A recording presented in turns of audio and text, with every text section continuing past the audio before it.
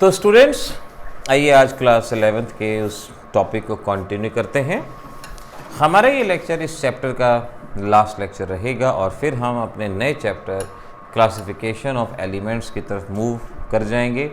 देखिए, हमारी इन online classes में क्लास 11th के 2 चैप्टर पूरी तरह से फिनिश हो चुके हैं। अपनी कॉपी में उनको देख के नोट्स बना लीजिए। आपको कुछ और नोट्स बनाने की ज़रूरत नहीं पड़ेगी, कुछ और पढ़ने की ज़रूरत नहीं पड़ेगी। जो वर्कशीट या जो टेस्ट आपको हमने व्हाट्सएप पे भेजे हैं, अगर वो भी आपके पास हैं, तब आप ये समझ लो कि आपकी तैयारी बिल्कुल पूरी तरह से हर तरह के एग्ज़ाम, चाहे आपका स्कूल एग्ज़ाम है, बोर्ड एग्ज़ाम, कॉम्पिटिटिव एग्ज़ाम, बिल्कुल तैयारी आपकी पूरी तरह से हो चुकी है। आज के इस टॉपिक में इलेक्ट्रॉनिक कॉन्फ़िगरेशन को फिनिश करेंगे। हमने आपको लास्ट टाइम सिखाया था कि इलेक्ट्रॉनिक कॉन्फ़िगरेशन के लिए पाउलीज़ एक्सक्लूजन प्रिंसिपल होता है, हंट्स रूल होता है, अफबाउ प्रिंसिपल और एक n+l रूल भी आपको हमने बताया था। आज इन्हीं का इस्तेमाल करना सीखेंगे। मैं आपको फिर से रिकमेंड करूंगा, अगर आप हमारे चैनल के साथ नए जुड़े हैं तो पिछले लेक्चर को ज़रूर देख लीजिए, वो आपके लिए पूरी तरह से हेल्पफुल लेक्चर रहेगा।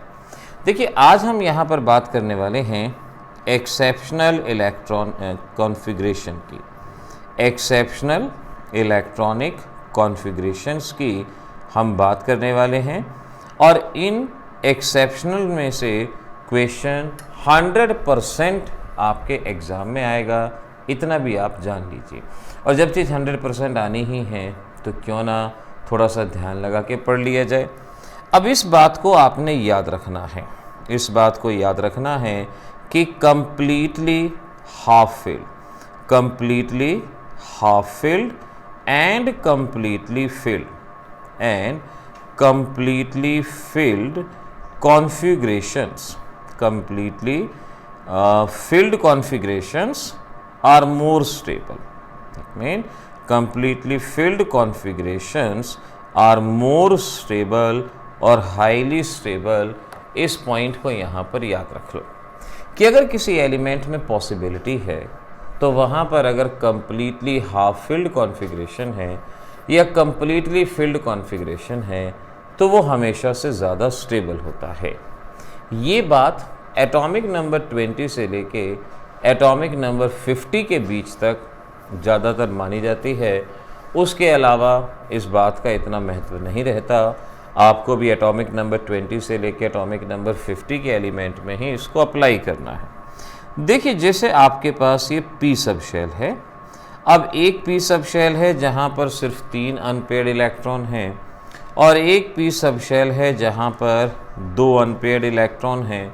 तो अगर आपसे पूछा जाए इन दोनों में से ज़्यादा स्टेबल कौन है, तो ये है कंप्लीटली हाफ फिल्ड, यानी हर एक ऑर्बिटल में एक एक इलेक्ट्रॉन है। ये कंप्लीटली हाफ फिल्ड है, ये नहीं है। तो ये फर्स्ट हमारा ज़्यादा स्टेबल हो गया क्योंकि यहाँ पर इलेक्ट्रॉन कंप्लीटली हाफ फिल्ड हैं, हर ऑर्बिटल में एक एक इलेक्ट्रॉन है। ऐसे ही अगर आपका केस ये होता, कुछ इस तरह से होता, यहाँ एक कॉन्फ़िगरेशन ये है, एक ये है, इसमें 4 इलेक्ट्रॉन हैं, इसमें 6 इलेक्ट्रॉन हैं, तो आपसे पूछें कि बताओ इन दोनों में से कौन सा कॉन्फ़िगरेशन स्टेबल, तो याद रखना है completely half filled and completely filled configurations are more stable, क्योंकि यहाँ हर एक ऑर्बिटल भरा हुआ है तो ये कॉन्फ़िगरेशन ज़्यादा स्टेबल होगा। इस पॉइंट को समझिएगा। और आपने ख़ास तौर पे क्रोमियम, कॉपर, लेड, सिर्फ इन 3 एलिमेंट के एक्सेप्शनल कॉन्फ़िगरेशन को समझना है। आपके किसी भी तरह के एग्ज़ाम हो, NEET, JEE, mains, advanced, 11th, school level में तो आना ही आना है। इन दोनों में से किसी एक का कॉन्फ़िगरेशन या उसके कॉन्फ़िगरेशन के बेसिस पे क्वेश्चन आना ही आना है। इन 3 एलिमेंट को आपने रखना है। अब सवाल ये उठता है, आखिर completely half field configuration stable क्यों होते हैं, इसका कारण क्या होता है? इसके 2 कॉज हैं, 2 कारण हैं। पहला कारण है सिमेट्रिकल नेचर, सिमेट्रिकल नेचर। अब देखो, सीधी सी बात है, जहाँ पर इलेक्ट्रॉन एक जैसे एनवायरनमेंट में हैं, यानी सभी के सभी हाफ फिल्ड हैं। अब ये कैसा होता है? सिमेट्रिकल होता है। सिमेट्रिकल मतलब एक जैसा सा, बिल्कुल एक जैसा एनवायरनमेंट हो, सिमेट्री मेंटेन हो, तो ये सिमेट्रिकल है और ये सिमेट्रिकल नहीं है। हमारी नेचर सिमेट्री को प्रेफर करती है। कहीं पानी में अगर कोई पत्थर पड़ा रह जाए तो कुछ सालों तक जब पानी उससे रगड़ा खाता रहता है तो वो राउंड शेप में आ जाता है, उसमें एक सिमेट्री आ जाती है। तो हमारी नेचर हमेशा से सिमेट्री को फॉलो करती है। अगर कंप्लीटली फिल्ड कॉन्फ़िगरेशन होता है तो ये सारे ऑर्बिटल एक जैसे होते हैं, इनमें सिमेट्री होती है, ये सिमेट्रिकल होता है। तो कोई भी अगर ऑर्बिटल हाफ फिल्ड या फुली फिल्ड है तो ये सिमेट्रिकल इन नेचर होता है, और जो भी सिमेट्रिकल होता है वो ज़्यादा स्टेबल। एग्जाम में क्वेश्चन आएगा ना कि भाई why half filled exceptional configurations are there, या वाई हाफ फिल्ड और fully filled configurations are more stable. तो परेशान नहीं होना, सिर्फ यही 2 पॉइंट आपने देने हैं। दूसरा जवाब है एक्सचेंज एनर्जी। एक्सचेंज एनर्जी ये हमारा दूसरा है। देखिए, एक ऑर्बिटल में, एक सब शेल में इलेक्ट्रॉन होते हैं। अब कंसेप्ट ये कहता है कि ये इलेक्ट्रॉन एक ही सब शेल में अपनी पोजीशन बदलते रहते हैं। जैसे कई बार स्कूल्स में क्लासेस में होता है ना, आप एक बेंच पे बैठे हैं, जैसे ही पढ़ाने वाले सर उधर मुंह करते हैं, बोर्ड पे लिखते हैं, आप में से कुछ बच्चे अपनी पोजीशन बदल लेते हैं, एक्सचेंज कर लेते हैं, वो इधर और ये इधर। उसी तरह से इलेक्ट्रॉन, ये भी इंसान हैं, आप जैसे ही हैं, ये भी अपनी पोजीशन बदलते हैं। जैसे ये इलेक्ट्रॉन उठ के इधर आ जाएगा, ये उठ के इधर आ जाएगा। जब इलेक्ट्रॉन अपनी पोजीशन बदलते हैं तो इनके पोजीशन बदलने में एनर्जी खर्च होती है, और ये एनर्जी बाहर निकल जाती है।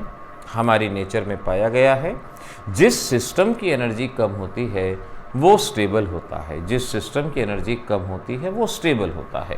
जब ये इलेक्ट्रॉन अपनी पोजीशन बदलेगा तो एनर्जी बाहर निकलेगी, जिसे एक्सचेंज एनर्जी कहते हैं, और सिस्टम की एनर्जी कम रह जाएगी और सिस्टम स्टेबल। खुद देखो, आप में जिस दिन ज़्यादा एनर्जी हो, बहुत एनर्जी हो, आप इधर से उधर भागोगे, इधर से उधर, उधर से इधर, इधर से उधर, और जब एनर्जी ख़त्म हो जाएगी ना तो एक जगह स्टेबल होकर बैठ जाओगे। बस भाई, अब भाई कोई काम नहीं करेगा, अब भाई बैठेगा, बिल्कुल आराम से बैठ जाओगे, कुछ भी काम नहीं करोगे। इलेक्ट्रॉन ये भी तो इंसान है, आप जैसे हैं, तो यहाँ पर वही होगा कि जब ये अपनी पोजीशन बदलते हैं एनर्जी बाहर निकलती है, सिस्टम की एनर्जी कम हो जाती है। अब जितने ज़्यादा एक्सचेंजेस होंगे उतनी ज़्यादा एनर्जी बाहर निकलेगी। यहाँ पर सिर्फ एक ही बार एक्सचेंज हो रहे हैं, लेकिन कंप्लीटली हाफ फील्ड में नंबर ऑफ एक्सचेंजेस ज़्यादा होते हैं। कंप्लीटली फुल फील्ड में नंबर ऑफ एक्सचेंजेस और ज़्यादा होते हैं, और जितने ज़्यादा एक्सचेंजेस होते हैं उतनी एनर्जी बाहर निकल जाती है, सिस्टम की एनर्जी कम रह जाती है और स्टेबिलिटी बढ़ जाती है। So in case of completely half filled and fully filled configuration, the number of exchanges are more as compared to other configuration, hence large amount of exchange energy is released, hence system get lowest energy condition, and we know lower is the energy, higher is the stability। यही लाइनें लिख लेनी हैं। तो अब अपनी copy में question लिख लो, why half filled and fully filled configuration are highly stable। अब इस पॉइंट को यहाँ पर लिख लिया जाए। अब मैं आपको क्रोमियम और कॉपर का कॉन्फ़िगरेशन बताता हूँ। पैलेडियम का कॉन्फ़िगरेशन आप अपने आप करेंगे, मैं यहाँ पर क्रोमियम के कॉन्फ़िगरेशन की बात करता हूँ। क्रोमियम का एटॉमिक नंबर 24। अब आपको याद रखना है ये 24 होता है और कॉपर 29। एग्ज़ाम में क्रोमियम शब्द ना दे के एक्स वर्ड दे दिया जाएगा, कहेंगे एटॉमिक नंबर 24। तो हर केमिस्ट्री पढ़ने वाले बच्चे को ये एटॉमिक नंबर 24 और 29 ये रट लेने हैं, ये याद रखने हैं, क्योंकि हर तरह के एग्ज़ाम में एक किसी न किसी फॉर्म में आपको परेशान ज़रूर करेंगे। जब आप स्कूल जाएंगे ना, आपसे यही पूछा जाएगा कि भाई बताओ इसका कॉन्फ़िगरेशन क्या है, कैसे है, तो बहुत ध्यान से इस बात को करना। देखो, अगर मैं अफबोव को फॉलो करता हूँ, मेरे पास 24 इलेक्ट्रॉन हैं और मुझे अफबोव के विद रिस्पेक्ट 24 इलेक्ट्रॉन फिलअप करने हैं। चलो बताते जाओ। पहले 1s2, 2s2, 2p6, 3s2, 3p6, 4s2, 3d4, ये कॉन्फ़िगरेशन 4s2, 3d4 24 इलेक्ट्रॉन हो गए, काउंट कर लो, 2 4 6, ये 10 हो गए, ये 10 हो गए, 10 और 10 20 और ये 24। अगर मैं इस S सब शेल की तरफ ध्यान दूं तो ये S सब शेल कंप्लीटली फिल्ड है, और इस D सब शेल की तरफ अगर मैं ध्यान दूं, D सब शेल हमें पता है इसमें 5 ऑर्बिटल होते हैं और D सब शेल के अंदर 4 इलेक्ट्रॉन प्रेजेंट हैं। यहाँ 2 हैं, यहाँ 4 हैं। अफबो की अगर माने तो एक्सपेक्टेड कॉन्फ़िगरेशन यही है। लेकिन मैंने कहा एटॉमिक नंबर 20 से लेके एटॉमिक नंबर 50 ये एक वो रेंज है जहाँ पीरियोडिक टेबल में कुछ गड़बड़ियाँ ऑब्जर्व की गई हैं। अब ये तो फुली फिल्ड है क्योंकि इस सब शेल में एक ही ऑर्बिटल है और वो पूरा भरा हुआ है, लेकिन ये फुली फिल्ड भी नहीं है और ये हाफ फिल्ड भी नहीं है। अब क्रोमियम चाहेगा कि किसी तरह से स्टेबिलिटी आ जाए, किसी तरह से स्टेबल हो जाए, और स्टेबल कब होगा? जब सारे या तो कंप्लीटली हाफ फिल्ड हों या कंप्लीटली फिल्ड हों। तो होगा क्या? यहाँ से एक इलेक्ट्रॉन जंप करेगा और इस ऑर्बिटल के अंदर चला जाएगा। तो अब देखो कॉन्फ़िगरेशन क्या हो जाएगा। Now it is 1s2 2s2 2p6 3s2 3p6 4s1 3d5, क्योंकि यहाँ से एक इलेक्ट्रॉन उठ के यहाँ चला गया तो S सब शेल में बचा सिर्फ एक ही इलेक्ट्रॉन और D सब शेल में हो गए 5 इलेक्ट्रॉन। और अब आप इस बात को खुद ही समझ सकते हो कि जब एक इलेक्ट्रॉन यहाँ आ गया तो ये भी हाफ फिल्ड जो कि स्टेबल होता है और ये भी हाफ फिल्ड जो कि स्टेबल होता है, तो दोनों के दोनों सब शेल स्टेबल हो गए और ये कॉन्फ़िगरेशन एग्जैक्टली स्टेबल हो गया। अब ध्यान रख लो, जब भी क्रोमियम का कॉन्फ़िगरेशन लिखना आएगा आप हमेशा ये कॉन्फ़िगरेशन लिखोगे, आप इसको कभी भी नहीं लिखोगे। आप इसको रफ में लिख लो बेशक से, लेकिन एक्चुअल में 4s1 3d5 ये कॉन्फ़िगरेशन आपको क्रोमियम का रटना है। क्योंकि अगर मैंने आपसे पूछ लिया भाई बताओ क्रोमियम में अनपेयर्ड इलेक्ट्रॉन कितने हैं, अगर आप सही कॉन्फ़िगरेशन नहीं लिखोगे तो 4 अनपेयर्ड बोलोगे, लेकिन एक्चुअल में कितने अनपेयर्ड इलेक्ट्रॉन प्रैक्टिकली वहाँ पाए गए? 6 अनपेयर्ड इलेक्ट्रॉन वहाँ पे प्रैक्टिकली पाए गए हैं और आपका जवाब भी यही होगा। तो इस कॉन्फ़िगरेशन को नहीं लिखना, रफ में कर देना है आपने, लेकिन मेन आपने अपना ये कॉन्फ़िगरेशन बताना है जैसा कि यहाँ मैंने आपको बताया, एक्सप्लेन किया। ऐसे ही अगर आप क्रोमियम की जगह कॉपर का कॉन्फ़िगरेशन लिखते हैं, कॉपर 29 एटॉमिक नंबर, रटो, याद करना, रटना भी एजुकेशन के लिए ज़रूरी होता है, समझना ज़्यादा इम्पोर्टेंट है। लेकिन जब हमारी एजुकेशन सिस्टम एग्ज़ाम बेस्ड हैं तो आपको रटना भी पड़ता है। शुरुआत से बचपन से ABCD आप रटते हैं, आप टेबल्स रटते हैं, 2 के पहाड़े 3 के टेबल से आप याद करते हैं।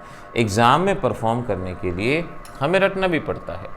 एटॉमिक नंबर 29, और अगर मैं इस पैटर्न को फॉलो करूं 1s2 2s2 2p6 3s2 3p6 4s2 3d9 ये कॉन्फ़िगरेशन बनेगा।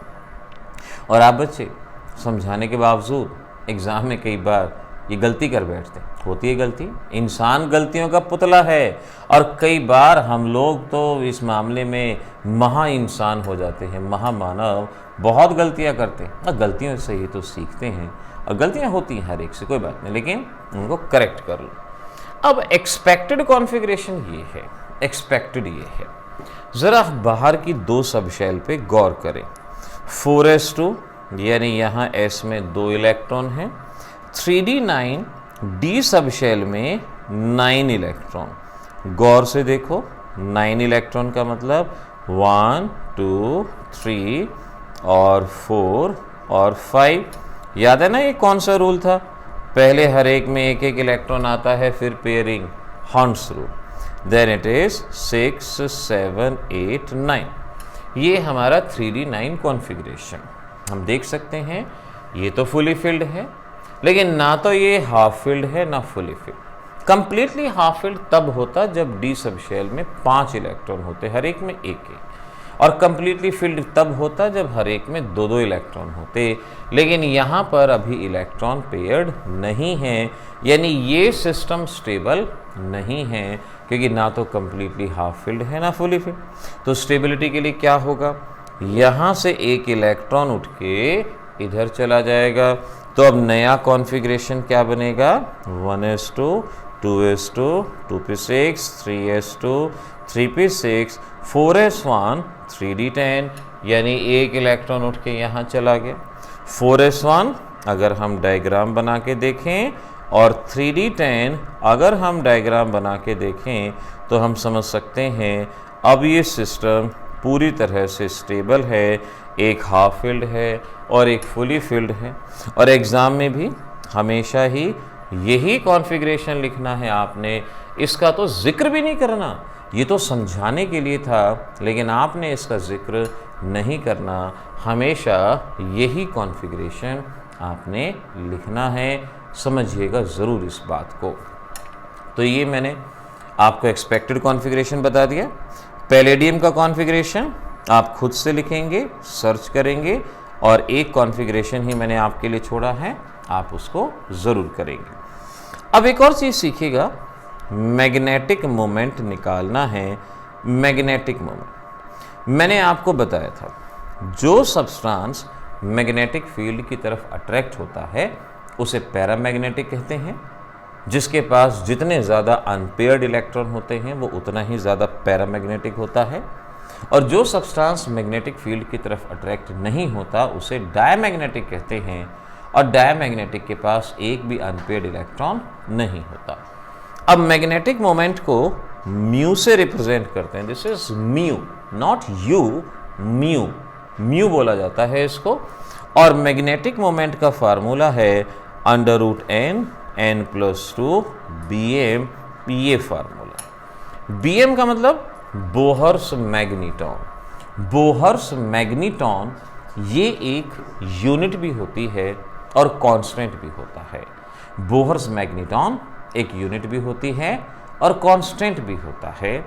इसका मतलब होता है magnetic moment by the spin off 1 electron. जब एक इलेक्ट्रॉन स्पिन करता है उससे जो भी मैग्नेटिक मोमेंट आता है उसे बोहर्स मैग्नीटॉन कहा जाता है। फिजिक्स में आप इसके बारे में डिटेल में भी पढ़ेंगे, केमिस्ट्री में हमें इतना याद रखना है। n क्या है, n है नंबर ऑफ अनपेयर्ड इलेक्ट्रॉन, ये n होता है। देखो small n principal quantum number भी होता है, आप कंफ्यूज ना हो जाओ, इसीलिए मैंने यहाँ पर लिख दिया n is the number of unpaired electron. अब अगर आप कॉन्फ़िगरेशन नहीं जानते तो आप अनपेयर्ड इलेक्ट्रॉन निकाल ही नहीं सकते, आप मैग्नेटिक मोमेंट बता ही नहीं सकते। तो ये कब बता पाएंगे, जब आपको कॉन्फ़िगरेशन अच्छे से पता होगा, तभी आप इस चीज़ को बताएंगे। कैसे, देखो जैसे नाइट्रोजन है 7 इसका एटॉमिक नंबर, कभी भी किसी का मैग्नेटिक मोमेंट निकालना हो तो आप उसका कॉन्फ़िगरेशन लिखते हैं 1s2 2s2 2p3।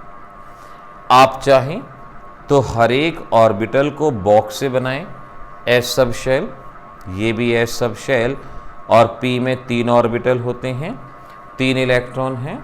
हंस रूल को फॉलो करें, पहले हर एक में एक एक इलेक्ट्रॉन, फिर पेयरिंग, 3 इलेक्ट्रॉन है, 3 आ गए।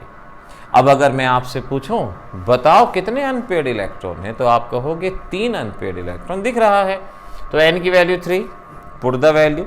सो mu is equal to √3 3+2 Bm, और फर्दर सॉल्व करो, √15 Bm, ये हमारे पास आ गया √15 Bm। अब एक बात को ध्यान रखो, √15 Bm आया।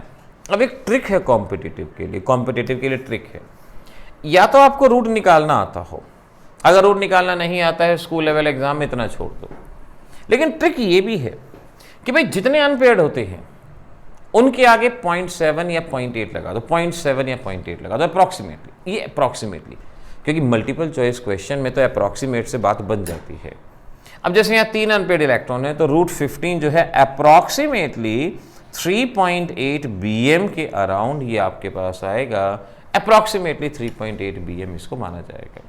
जब मल्टीपल चॉइस चेक करेंगे तो एक 3.8 हो या कोई 3.75 हो या कोई 3.65 हो, यानी इस रेंज में जो भी होगा वो आपका जवाब अप्रॉक्सीमेटली वहाँ पर आ जाएगा। स्कूल लेवल पे तो एक्यूरेट निकालें, लेकिन MCQs के लिए आप इस ट्रिक का बहुत आसानी से इस्तेमाल कर सकते हैं। होपफुली अब आप बता ही सकते हैं। ज़रा जल्दी से मुझे बता दो, जिंक का मैग्नेटिक मोमेंट क्या आएगा? Zinc atomic number 30। देखो, जब हम चीज़ें सीख रहे होते हैं ना, तो बहुत ज़रूरी होता है कि आप सामने परफॉर्म करके दिखाते जाओ, ताकि जो गलतियाँ आएँ मैं साथ ही साथ आपको बताता जाऊँ। जब ये क्लास प्रीमियर होती है तो मैं उस वक्त वहाँ पर लाइव चैट में अवेलेबल होता हूँ। आप में से जो बच्चे कुछ जायज़ क्वेश्चन पूछते हैं उनका जवाब भी मैं साथ के साथ देता हूँ। इसीलिए ज़रूरी है कि आप इसके अपने आंसर को बताएं, प्रेडिक्ट करें, ताकि अगर आप कहीं गलती कर रहे हैं तो उस बात को हम तभी की तभी सीख लें। क्योंकि एजुकेटर का काम ही यही है, स्टूडेंट की होने वाली गलतियों को दूर करना और उसकी क्वालिटीज़ को आगे लेके आना, और ये तभी होगा जब आप उसमें पार्टिसिपेट करेंगे। Zinc 30 configuration, this is 1s2, 2s2, 2p6, 3s2, 3p6, 4s2, 3d10, ये configuration.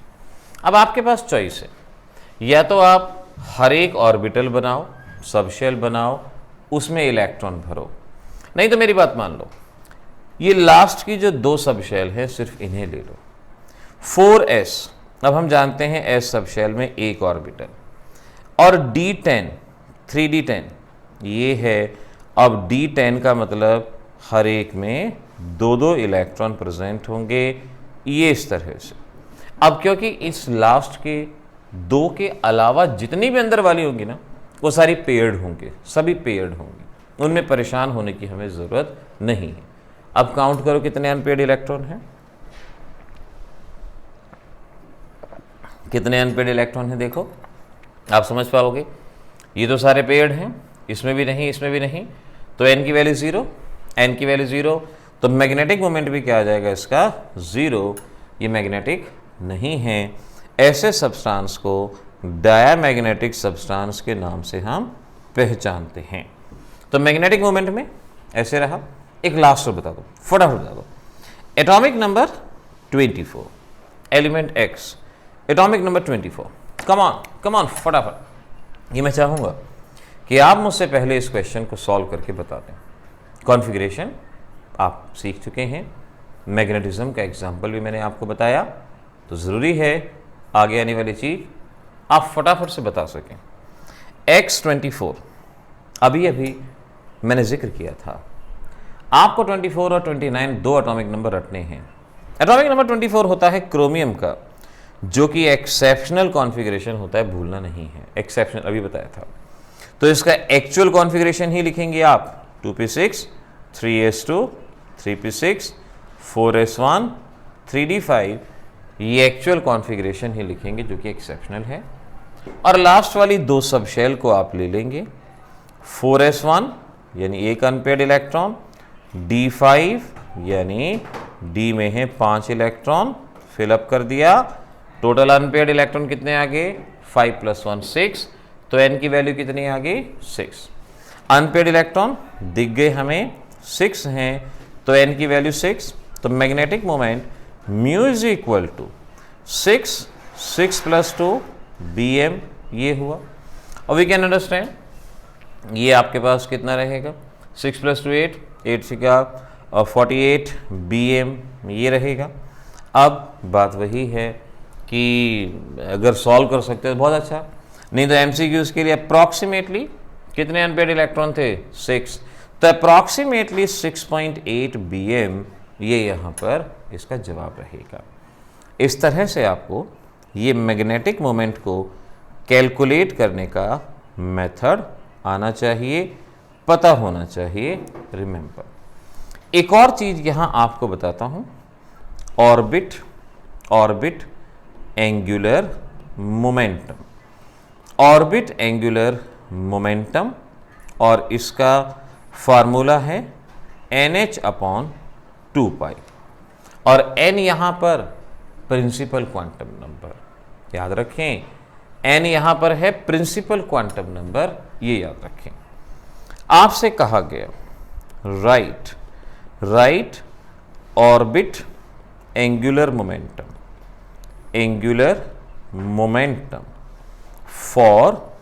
For first electron in nitrogen में फर्स्ट इलेक्ट्रॉन के लिए ऑर्बिट एंगुलर मोमेंटम लिखना है। तो ऐसे क्वेश्चन के लिए पहले आप नाइट्रोजन का कॉन्फ़िगरेशन लिखेंगे, और नाइट्रोजन का कॉन्फ़िगरेशन है 1s2 2s2 2p3, ये कॉन्फ़िगरेशन। पहला इलेक्ट्रॉन जो आपने ऐड किया है वो, यानी पहला इलेक्ट्रॉन कहाँ है, 1s में, फिर आगे दूसरा भी इधर है, तीसरा चौथा इधर है, पांचवा छठा सातवां इधर है। अब आपको ऑर्बिट एंगुलर मोमेंटम निकालना है। किसका निकालना है, फर्स्ट इलेक्ट्रॉन, यानी फर्स्ट इलेक्ट्रॉन का मतलब 1s के लिए निकालना है। मैंने आपको सिखाया था ये पहली वैल्यू n की होती है और ये वैल्यू l की होती है, क्वांटम नंबर में सिखाया था। अगर आपको 1s इलेक्ट्रॉन के लिए आपको ये ऑर्बिट एंगुलर मोमेंटम निकालना है, तो n की वैल्यू यहां पर कितनी है, 1। n प्रिंसिपल क्वांटम नंबर, ये n होता है, ये l होता है, l मतलब एजीमुथल क्वांटम नंबर। तो n की वैल्यू 1, तो मैं कहूंगा 1 × h/2π, और सिंपली h/2π ऐसे लिख देंगे।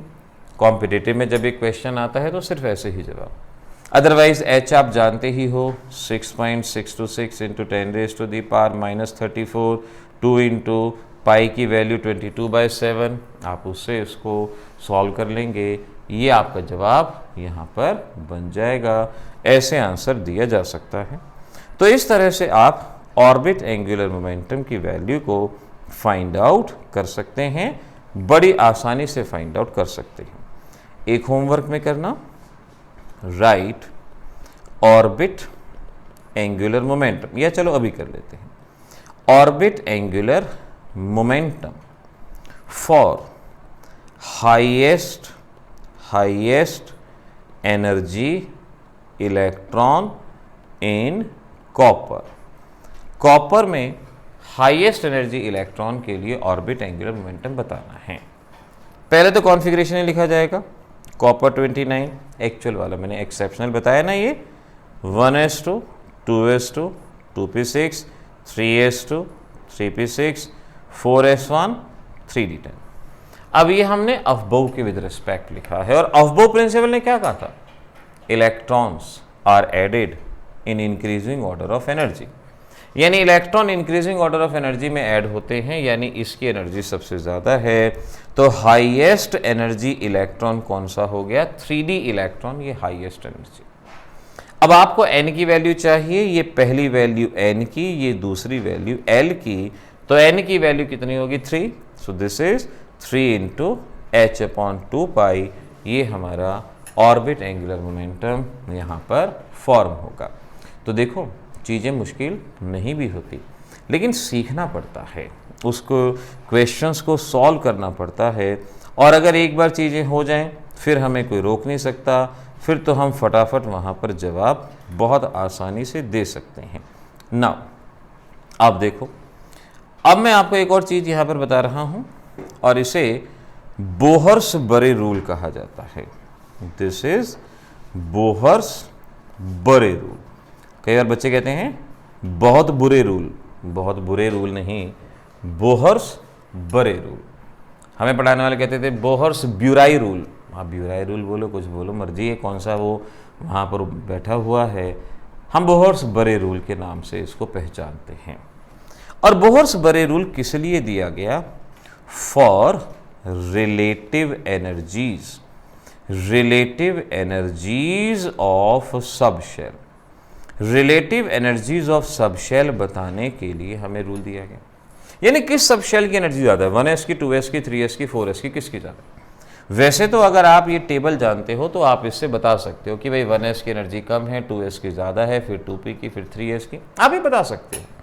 लेकिन MCQs में कई बार क्विक आंसर देना होता है, तो बोहर्स-बरे रूल का हम इस्तेमाल करते हैं, जो ये कहता है more the n+l value higher will be the energy, higher will be the energy.